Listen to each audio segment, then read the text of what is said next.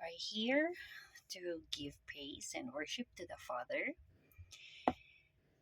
Walang lihim na hindi nabubunyag at walang kasalanang hindi napagturusahan.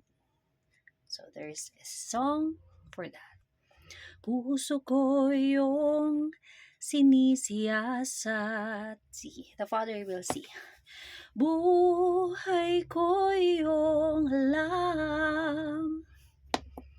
Ang lahat ng lihim mo, Yahweh, ay tiyak mo nang nalalaman. Ang lahat ng aking ginagawa sa'yo ay hindi lingid. Ang lahat ng lihim, O Yahweh,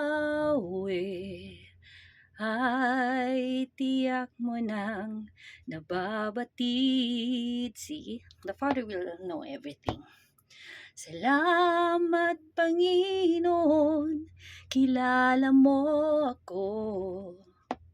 Ang lahat ng bagay ay di lingid sa'yo.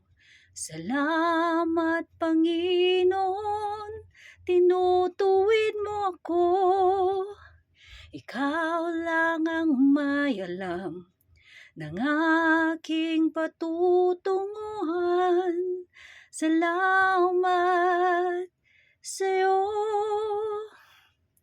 Panginoon. Diba? So everything boils down to all secrets are going to be revealed. And we are being corrected by the Father. At nasa atin na yon kung gusto natin magpakorek or hindi. Di po ba? Now, ano ba? Riches of this world is nothing. Only God's love is what matters. So,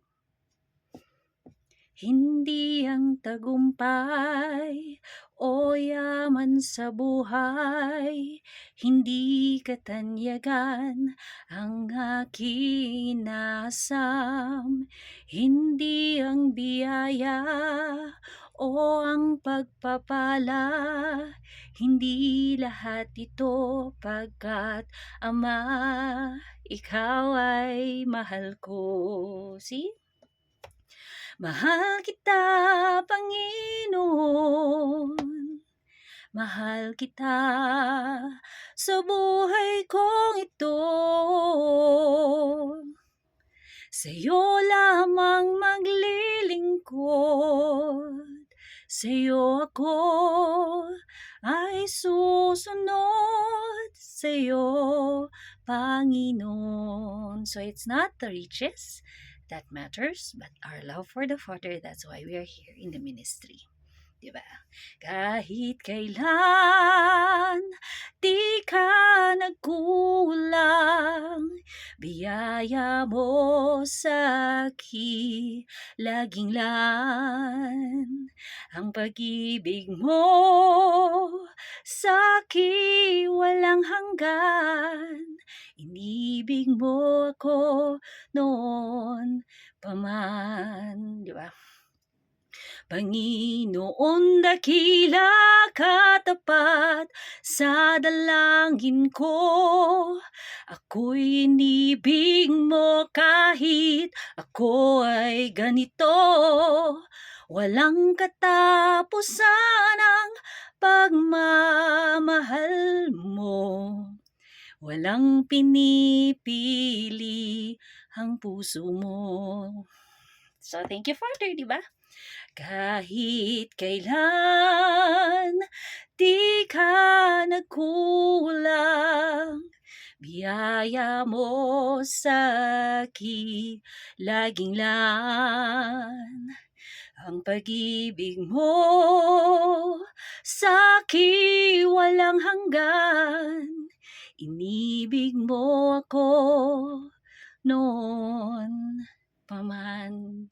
So the Father has always loved us from the first day of our conception until now and until our last breath. So that is all, mga kapatid.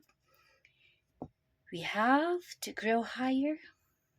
We have to offer ourselves to the Father, our talents, only for Him, for His glory. Amen. Salamat Ama for the privilege of this wonderful day. We give back all the glory, honor, and praise to you, Almighty Father.